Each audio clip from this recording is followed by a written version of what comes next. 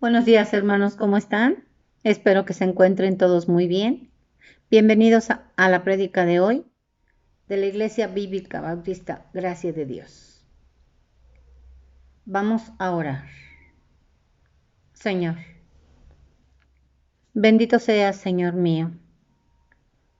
Hoy en esta mañana te pido que te apiades de todos los enfermos.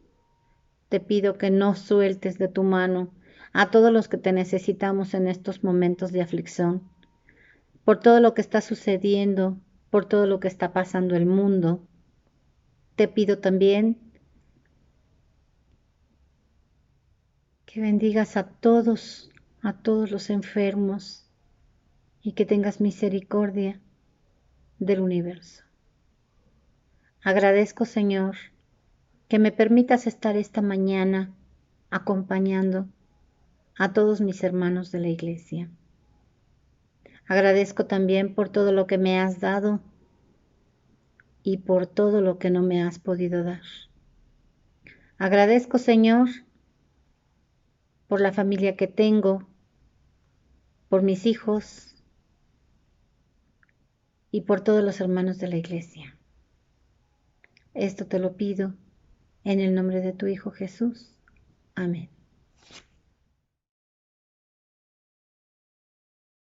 Hola hermanos, quiero invitarles a que en esta mañana podamos preparar nuestras voces, disponerlas para cantar a nuestro Dios y también para que a través de estos cantos pues podamos depositar toda nuestra fe en Él, en que Él tiene el control y como dice este canto que podemos y debemos poner nuestra mirada en Cristo para no desanimarnos, para confiar en que aún en medio de momentos difíciles Él cuida de nosotros, cuida de nuestras vidas.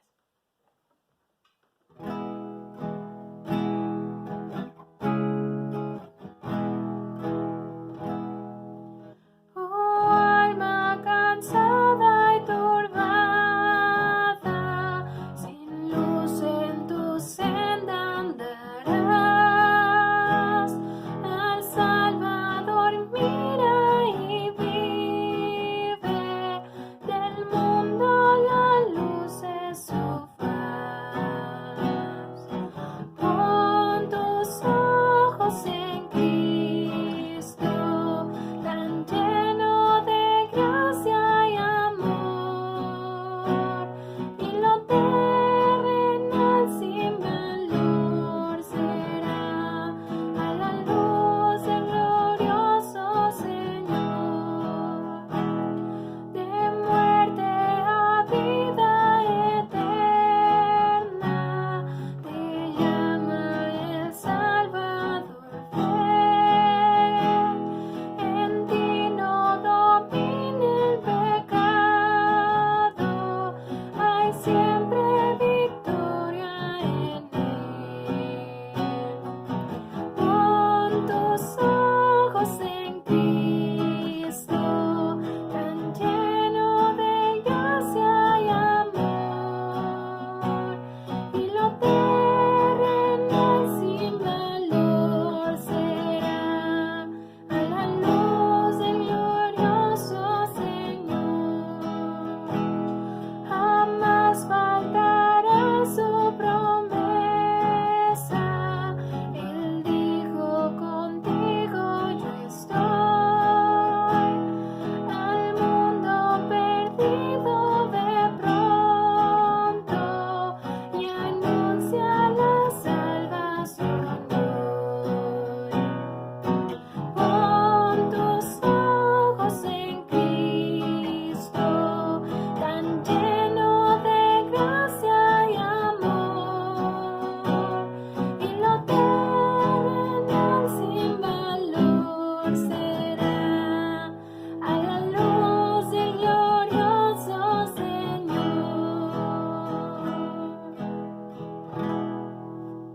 Ahora quiero invitarles a que cantemos el himno 183. Este es un himno muy especial porque fue escrito por John Newton en 1779.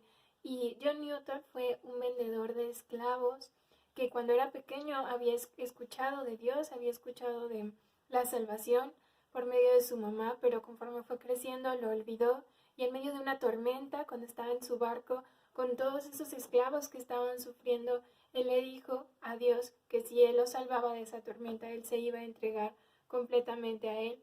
Y él reconoció que era pecador, reconoció que todo lo que estaba haciendo era muy, muy malo, que maltrataba a muchas personas, y Dios tuvo misericordia de él, Dios lo salvó. Y después de que él era un vendedor de esclavos de algo tan terrible, algo tan feo, él fue uno de los primeros en iniciar la abolición de la esclavitud en donde él vivía. Así que este himno es una alabanza por todo lo que Dios puede cambiar en nuestras vidas, aún siendo los peores pecadores, aún siendo los peores, pues a veces personas, por las cosas que hacemos. Dios tiene gracia y es algo que no lo merecemos, pero que Él nos lo da, y por eso tenemos que alabarle y agradecerle.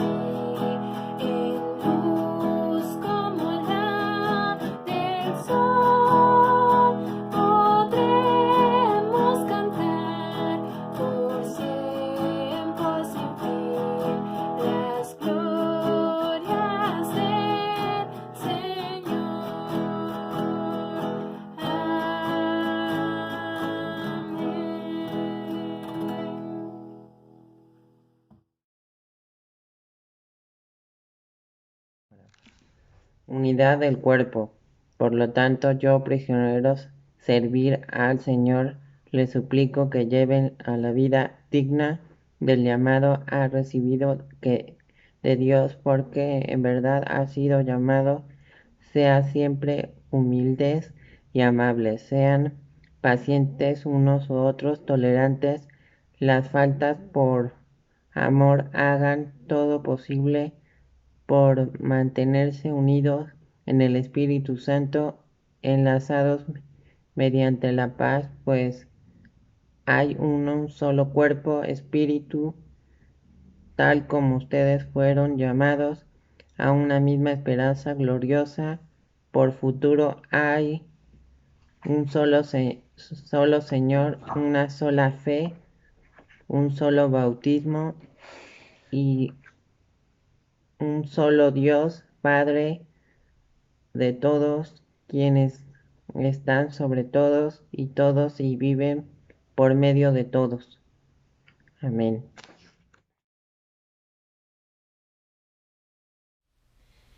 Iglesia, continuamos con nuestra serie basada en la carta a los Efesios, o en el contenido de los Efesios. Y el día de hoy vamos a dividir estos primeros 6 versículos en 2 predicaciones. La segunda predicación la vamos a ver la próxima semana. Hoy solamente vamos a ver los primeros 3 versículos. En los primeros 3 capítulos de Efesios que hemos visto en todas las predicaciones de estos últimos meses, alrededor de 5 o 6 predicaciones que hemos visto, los primeros 3 capítulos hablan acerca de la riqueza del evangelio, del mensaje de Cristo a la iglesia, a todos y aquellos y aquellas que quieren conocerle, que quieren creer en él. Y a partir del capítulo 4 que hoy comenzaremos a ver, vamos a hablar de esos frutos y de esas consecuencias, podríamos decirlo, de las riquezas del evangelio, de las riquezas del evangelio.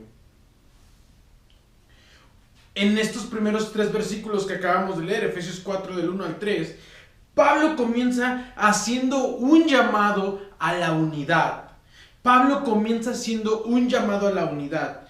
Por ello la predicación se llama un llamado a la unidad, en donde vamos a ver 3 implicaciones de ese llamado o 3 características que tú y yo debemos de tener para mantenernos unidos como iglesia, para mantener su unidad, Y fíjense, para introducir acerca de estas 3 primeras implicaciones, fíjense lo que dice Efesios 4:1.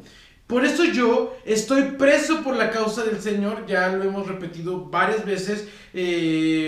Pablo no se dice preso por la injusticia romana o por cualquier otra situación, sino se dice preso por Cristo, preso por el Señor. Es decir, su causa era predicar el evangelio, por eso estaba preso. Dice, os ruego que viváis de una manera digna del llamamiento que habéis recibido.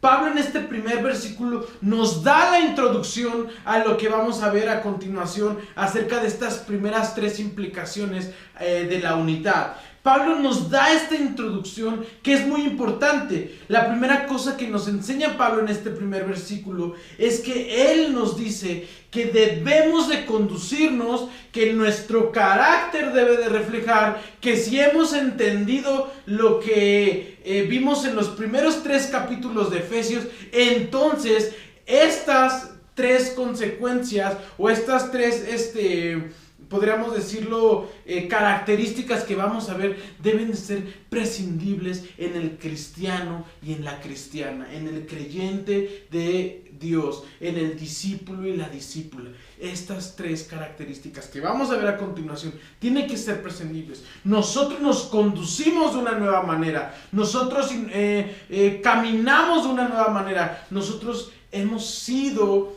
llamados para vivir de una manera diferente. Tú y yo no podemos vivir de la misma manera que vivíamos antes. Incluso eso es una de las temas y de las tesis de Efesios. Ustedes vivían de esta manera, pero ahora viven diferente. Y Pablo nos va a hablar en el capítulo 4 y 5 de eso. Si has entendido el evangelio, entonces tienes que comportarte de acuerdo al evangelio. Si has sido salvo, entonces debes de comportarte de la siguiente manera para perseverar en la unidad. Si eres parte de la iglesia universal, entonces debes caminar de acuerdo a estas 3 características y a estas, podríamos llamarlo, 3 implicaciones que vamos a ver. La Madre Teresa de Calcuta decía lo siguiente: yo hago lo que tú no puedes y tú haces lo que yo no puedo, pero juntos podemos hacer grandes cosas. La unidad, hermanos, es algo muy importante en la iglesia de Cristo. Es algo sumamente importante. Estas 3 características, estas 3 implicaciones que debemos de vivir, las cuales vamos a ver a continuación, son personales, pero que afectan en lo comunitario. Son características que Dios trabaja conmigo y que afectan en lo comunitario o que se experimentan en lo comunitario. Y quiero decirte algo muy importante.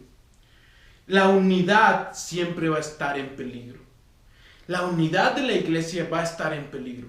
La iglesia de Cristo, Él es de Él y solamente Él tiene el control y nadie puede destruirla. Pero la unidad en la iglesia siempre va a estar en peligro. Tal vez tú y yo hemos tenido experiencias muy malas y muy desastrosas, muy tristes, porque no ha habido unidad en la iglesia. Y tú has tenido seguramente experiencias malas de eso. Esto nos dice que la unidad en la iglesia siempre está en peligro. Está en peligro de nuestros egoísmos, de nuestras vanaglorias, de nuestros pensamientos, de los ataques del enemigo. Sin duda va a haber peligro. Sin duda la unidad va a estar en constante lucha. Pero si ustedes y yo experimentamos estas 3 implicaciones que vamos a ver a continuación, si aportamos estas 3 implicaciones a nuestra iglesia local, podremos hacer frente a esos peligros.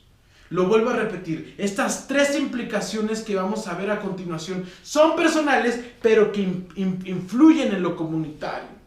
Estas 3 implicaciones las podemos aportar a la iglesia para que Dios, a la comunidad, para que Dios obre poderosamente en unidad. La primera implicación de este llamado a la unidad es la humildad. Fíjense lo que dice el versículo 2. Siempre humildes, constantemente humildes. Perseverar en humildad. Es algo que es continuo, es algo que es siempre. Y quiero decirte algo muy importante. En la sociedad hay muchos conceptos de humildad. Hay muchos conceptos de humildad. Pero, ¿qué nos dice la Biblia de la humildad? Sabemos lo que la sociedad dice de la humildad. Sabemos lo que algunos famosos o algunos sociólogos hablan de la humildad. Pero, ¿qué es la humildad en la Biblia? La humildad, hermanos, muchas veces la confundimos, y sobre todo en la iglesia la confundimos con aquellas personas que a lo mejor se sientan hasta atrás, que no quieren participar en las actividades, o que se sienten menos, que, no sé, puede ser que se vayan temprano, yo qué sé. Y a veces confundimos el término humildad, pero fíjense lo que dice Romanos 12:3. Nadie tenga un concepto de sí mismo más alto que el que debe tener, sino más bien piense de sí mismo con moderación. Romanos 12:3. La humildad no es tener un concepto ni más alto ni más bajo.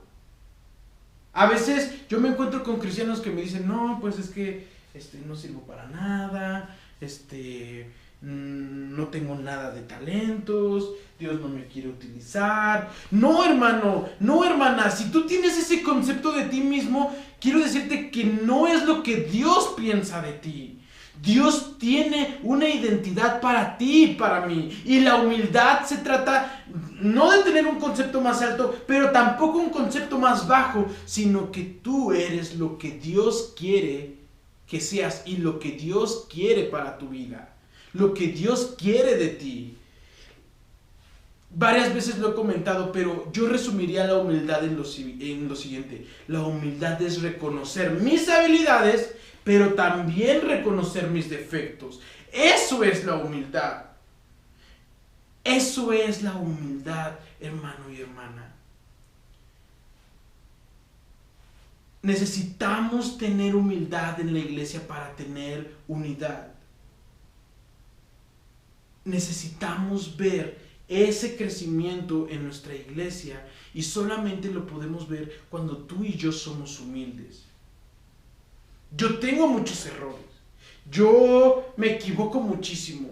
Yo fallo muchísimo, hermanos. Yo a veces no quiero aceptar consejos y necesito humildad. Y si no, pues pregúntenle a Iraís. Iraís me conoce muy bien. Y saben, la humildad hace que como iglesia caminemos y perseveremos y que estemos construyendo la iglesia de Cristo en unidad. Una iglesia que se mantiene unida es una iglesia que se sabe humilde, que crecemos en humildad, aprendiendo de todos, aprendiendo de todas, aceptando nuestros errores, pero también creyendo en los demás. Yo creo en mis hermanos y en mis hermanas. Yo creo en ustedes. Y yo creo que Dios quiere que bajo esa humildad podamos ser unidos como iglesia. Si queremos sobrevivir de los peligros que acechan a la iglesia, debemos de ser humildes. No un concepto más alto, pero no un concepto más bajo, sino aceptando quiénes somos, tanto nuestros defectos, pero como nuestras habilidades, nuestros recursos, nuestros privilegios, aceptando eso, hermanos, y crecer en unidad. Eso es humildad. Y Dios quiere que como iglesia, gracia de Dios, vivamos humildemente para que crezcamos juntos, caminando juntos. Un llamado a la unidad es vivir humildemente, humildemente. Y yo tengo que trabajar en eso. Y ustedes también sé que tienen que trabajar en eso.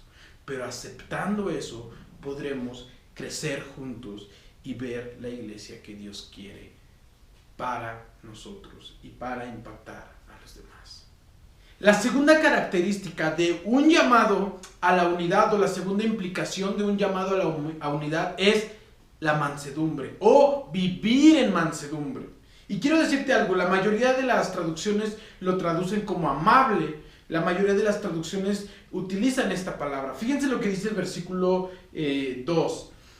Siempre humildes y amables. Siempre humildes y amables. Como les menciono, esta palabra se traduce como mansedumbre.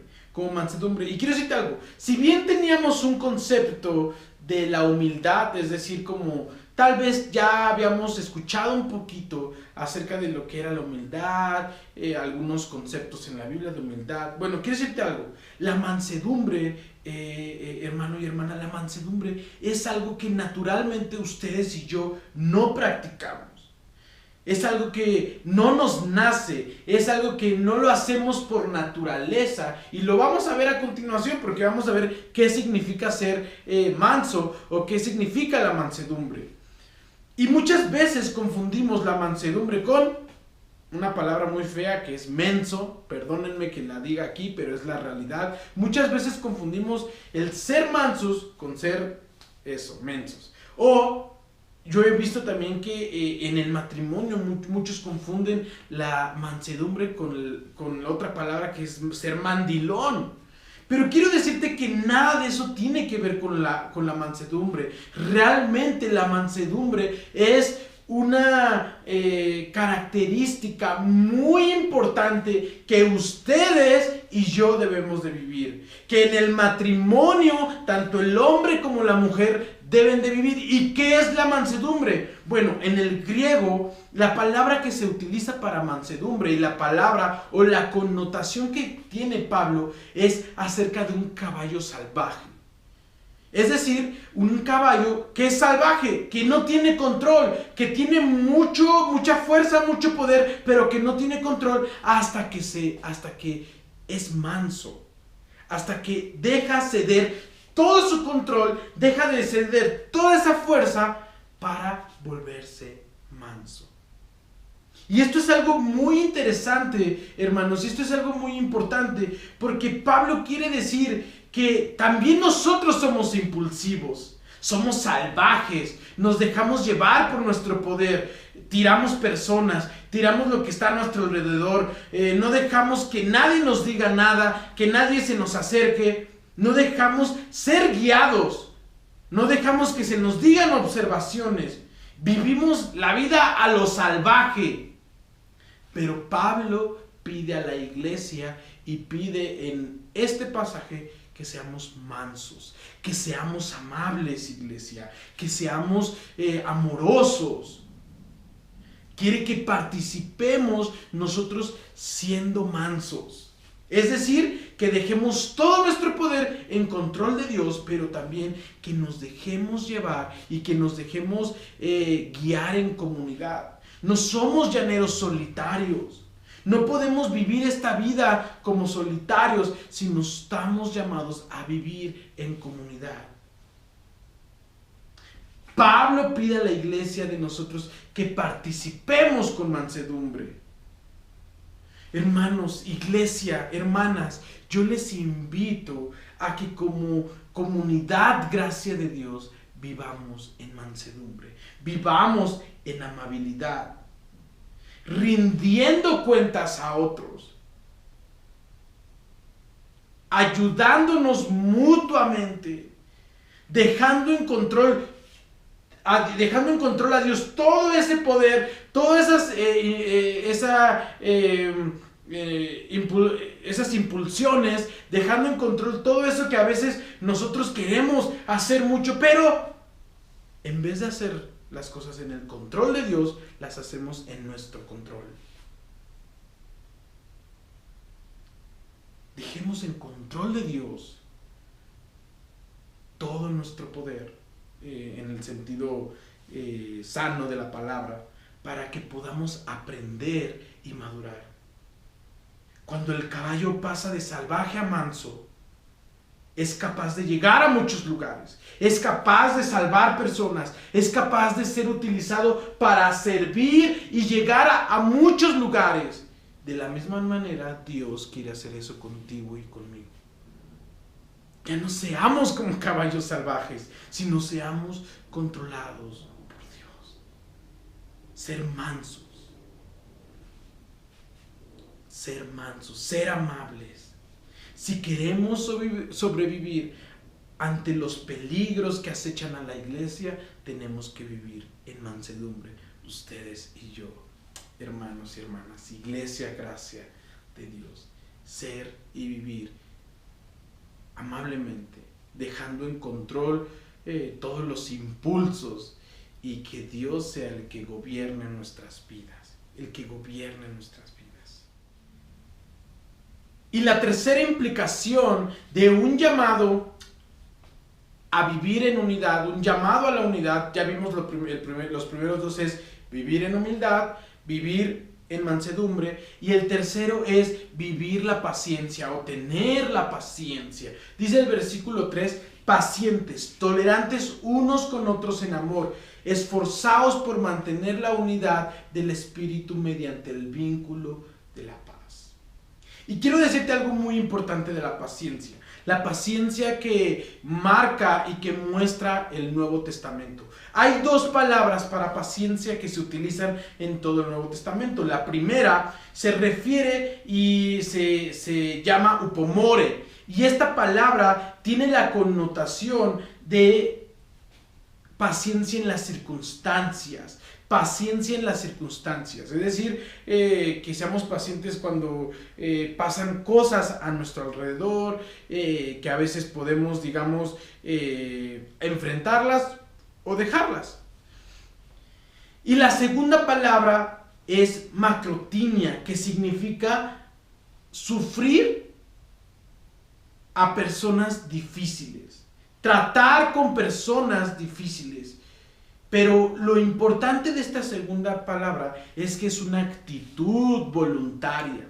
Es decir, yo decido voluntariamente caminar con personas difíciles, compartir con personas difíciles. Y justamente, iglesia, gracia de Dios, la segunda palabra es a la cual Pablo se está refiriendo. ¿Esto qué nos quiere decir? Que en la primera se podría evitar, y en la primera podrías abandonar las circunstancias y no crecer en paciencia, pero en la segunda dices, yo salto, yo quiero caminar con personas difíciles, yo quiero acompañarme con personas difíciles, vivir la vida con personas difíciles, ayudar a personas difíciles. Esa es la paciencia que se muestra en este pasaje, hermanos y hermanas. Y quiero decirte algo, en la iglesia va a haber muchas personas difíciles, claro que sí, va a haber personas intratables, muchas veces, pero quiero decirte algo muy importante, esta misma palabra, esta misma palabra, Jesús la utilizó para referirse a sí mismo. para referirse a sí mismo. Jesús se dijo, yo soy manso. Yo soy humilde. Y esto nos dice que Jesús se portó paciente, humilde y manso con nosotros. Es decir, ustedes y yo también éramos personas intratables. Éramos personas con las cuales no podíamos convivir. Ustedes y yo, pero Dios en su misericordia se acercó a nosotros y Dios en su misericordia nos transformó, hermanos. Y por lo tanto nosotros debemos de acercarnos a otras personas. Debemos de caminar con otras personas. Sin duda la paciencia implica esto. Y yo quiero decirte algo, iglesia. Nosotros tenemos que participar en la paciencia. Participar en la paciencia. Muchas veces nosotros mismos podemos ser esas personas intratables. Pero necesitamos ser pacientes. Si queremos perseverar en la unidad, como lo dice Pablo, necesitamos experimentar la paciencia. Y quiero darte un ejemplo perfecto para esto, que ya lo acabamos de comentar acerca de la paciencia. La semana pasada compartía con un grupo de jóvenes estudiantes en la universidad y hablábamos acerca del discipulado, de lo que implica el discipulado, etcétera, etcétera. Y uno de ellos, al terminar la capacitación o el taller, me decía como una experiencia, ¿no? ¿Sabes? El otro día yo estaba con los chavos del ministerio y estábamos hablando del pastor, y el pastor estaba en la reunión, ¿no? Estaba ahí, él fue el que me invitó. Y estábamos hablando del pastor, pero entre los chavos nos decíamos, ay, ¿no se dan cuenta que el pastor trae a puras personas bien extrañas, bien raras, intratables? Y entonces todos los demás, sí es cierto, que no sé cuánto, que no sé cuánto. Y después de unos minutos, alguien dijo, oigan, pero ¿saben? Nosotros éramos iguales. Nosotros llegamos de la misma manera. Nosotros veníamos de la misma manera, hasta peores. Pero gracias a que el pastor y todos nos aceptaron, nos recibieron y hemos sido transformados, podemos. Ahora vemos a las personas también con una forma de transformación. Y él decía, ¿no? El chavo decía ahí como testimonio, yo le pedí perdón al pastor y después hablé con él y decía, yo quiero también vivir en transformación y ayudar a otros a caminar diferente, a buscar la transformación. Iglesia, gracia de Dios, nosotros tenemos que ser pacientes. Necesitamos ser pacientes. Y si vienen muchas personas intratables, a lo mejor, ¡qué padre! Yo voy a dar muchas gracias a Dios. ¿Por qué? Porque en comunidad aprendemos.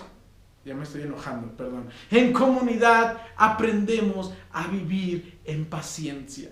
Aprendemos a vivir en paciencia. Aprendemos a vivir en unidad, iglesia. Y estas tres características, lo vuelvo a repetir como al principio, todos participamos en ella para que la iglesia crezca unida.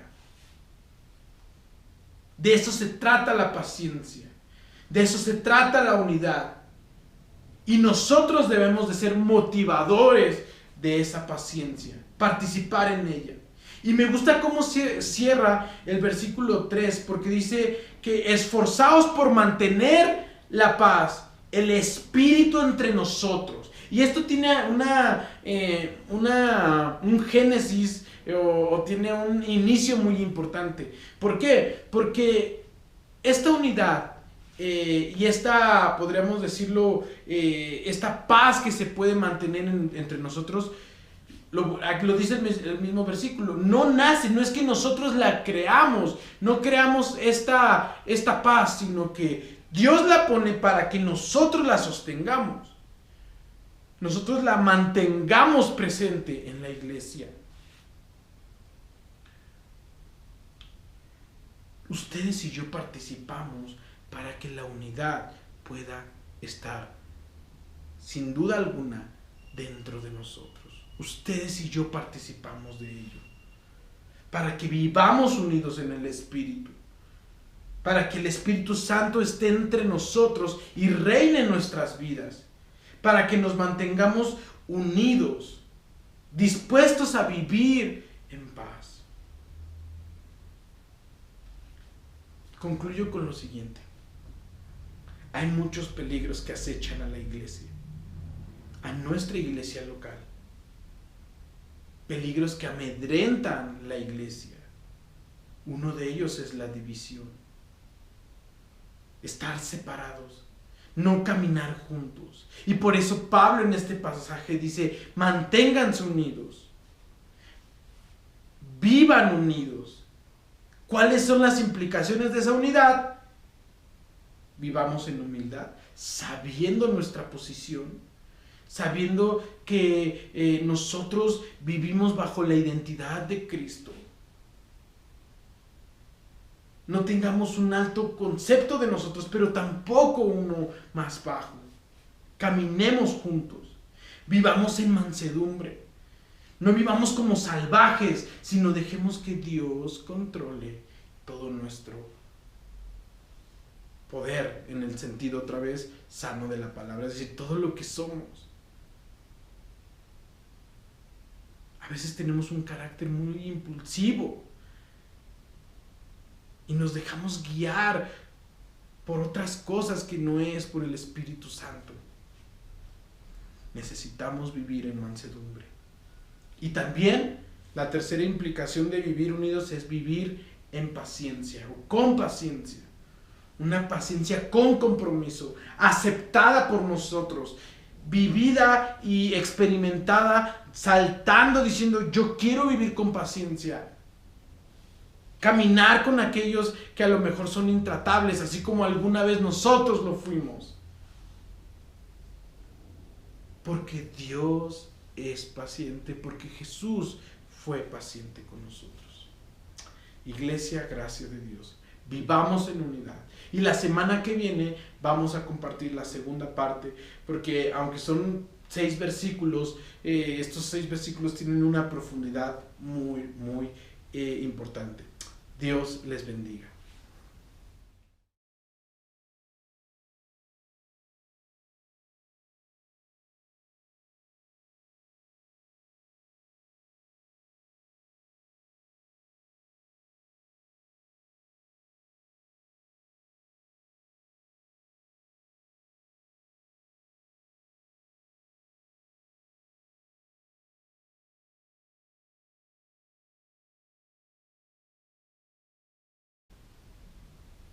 Iglesia, damos gracias a Dios por este tiempo, por este servicio, por este culto. Damos gracias a Dios por aquellos que nos acompañan como primera ocasión o segunda ocasión. Dios les bendiga, acérquense, mándenos un mensaje si podemos servirles o ayudarles en algo. Quiero repetir algunas de las actividades que tenemos en esta semana. Los miércoles nuestra reunión de oración, los jueves nuestras hermanas de la femenil están teniendo sus estudios a las 6 de la tarde por la aplicación Meet. Por favor, contáctense con Ireri o con Iraíz, que están apoyando este grupo. Los viernes nos estamos reuniendo los jóvenes a las 6:30. El viernes pasado tuvimos una reunión hermosa y vamos a continuar. Les invito a aquellos jóvenes que puedan conectarse y que inviten a otros chicos o chicas que necesitan, justamente como hoy lo vimos, de una comunidad para crecer juntos. Y los domingos también ya estamos teniendo nuestras reuniones, podríamos decir nuestra clase de domingo, nuestra clase bíblica a las 10:15 de la mañana por la aplicación Meet. Y terminando la clase nos vamos a nuestro servicio dominical a las 11:15 en punto. A las 11:15 en punto está comenzando nuestro servicio. Hermanos, estemos en unidad, estemos en un mismo sentir, compartiendo como iglesia lo que Dios está haciendo entre nosotros. Les mando un abrazo y quiero hacer una oración para despedir este tiempo. Gracias, Padre, por lo que tú eres. Gracias porque tú eres bueno. Gracias porque tú nos enseñas que cada día, Padre, tú sostienes a la iglesia. Porque gracias a ese mensaje de Cristo, tú quieres que como iglesia podamos pertenecer y permanecer unidos.